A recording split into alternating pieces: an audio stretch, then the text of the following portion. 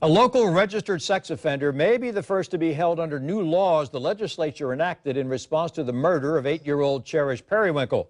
The Department of Children and Families is no longer the only agency that makes a decision on what's called civil confinement or lockup.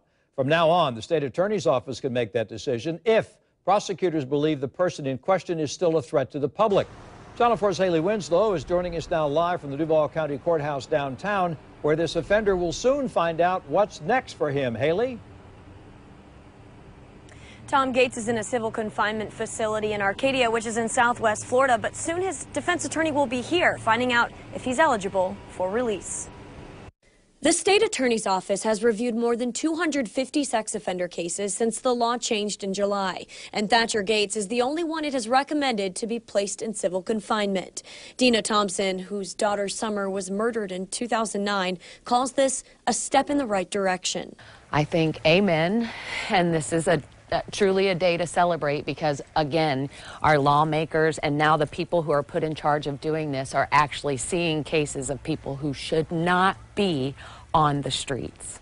Gates served 2 years in prison in the late 90s for sexually assaulting a woman. Since then, he's been arrested many times, including for violence. His charges were dropped last year on kidnapping, false imprisonment, and sexual battery.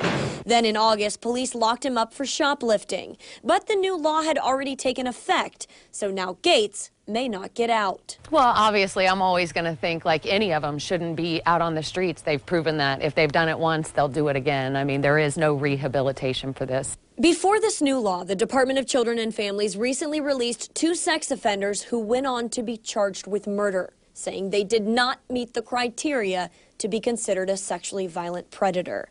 Donald Davidson, arrested for murdering a woman and sexually assaulting that woman's daughter in Clay County earlier this month, and Donald Smith, awaiting trial for the kidnapping and brutal killing of Cherish Periwinkle last year. Cherish went through hell to get to where she is.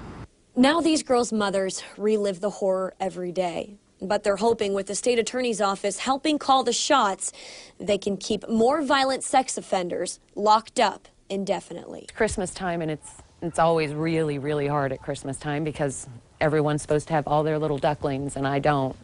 So it's hard, and we have to go to the cemetery to see Summer on Christmas. But I know that, you know, where Summer is a beautiful place, and she'll never know this hurt here, and that one day we'll all be together again. A hearing is scheduled for Gates in mid-January. We'll hear more from Ryan Periwinkle coming up at 11. For now, reporting live at the courthouse, Haley Winslow, Channel 4, the local station. Haley, will Gates be in court for this hearing?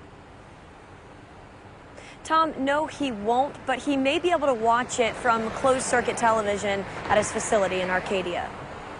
Haley Winslow reporting live tonight from the Duval County Courthouse. Thanks, Haley.